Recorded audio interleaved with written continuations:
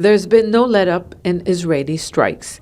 Israel says the conflict with Hezbollah is continuing, despite the opening of a U.S.-sponsored diplomatic track. Israel initially rejected Lebanon's offer to negotiate. Even the U.S. administration remained silent. The U.S.-Iran ceasefire deal brought a shift in policy because Iran insisted Lebanon must be included. The Trump administration also agreed to re-engage with the authorities here after expressing frustration with their failure to disarm Hezbollah. The group is on the front lines, engaging in direct confrontations with invading Israeli soldiers in recent weeks.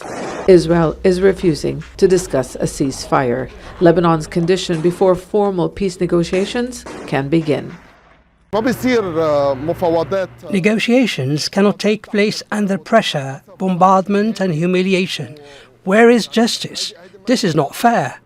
The government has little leverage. The Israeli military killed nearly 400 people in 10 minutes last week. But through direct talks, it wants to separate the Hezbollah-Israel front from the war in Iran. Some Lebanese believe aligning with Iran would offer a deterrence. Many have been bearing the brunt of the attacks.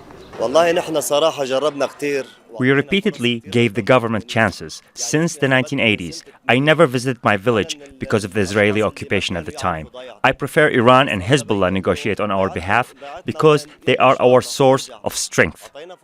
Others say the government couldn't force Israel to respect the 2024 ceasefire, which was supposed to end the attacks and Israel's occupation of positions within Lebanese territory, allowing them to return to their homes in border villages.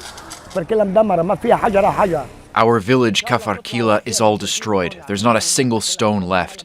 But God willing, we'll go and put up tents and rebuild. Israel is not talking about a ceasefire or a withdrawal from southern Lebanon. It wants Hezbollah's disarmament prioritized in any talks. Hezbollah is calling on the government, which has banned its military wing, to cancel the meeting, accusing it of submitting to Israel's demands. Internal political tensions are growing. I don't think negotiations will lead to a result. In the end, the stronger side on the ground decides the outcome of the battle. For now, negotiations are being conducted under fire. Zeina, Khodr, Jazeera, Beirut. Mark Daou is a member of the Lebanese parliament, and he says despite Israel's continuing attacks on Lebanon, negotiation is the only solution. I think the Netanyahu government does not want to stop all the regional wars that they are fighting, whether in Gaza, Iran, Iraq, Lebanon, and everywhere.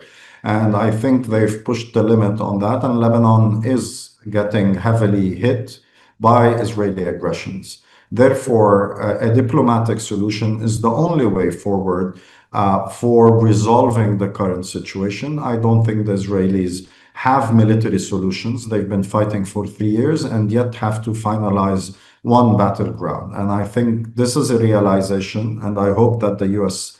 As well considers that as a final take from what has been happening and moves towards a diplomatic process that will contain the fighting and allow for the return of the 1.2 million refugees displaced in Lebanon, as well as the return to villages that have been totally abandoned by their residents due to the Israeli aggressions.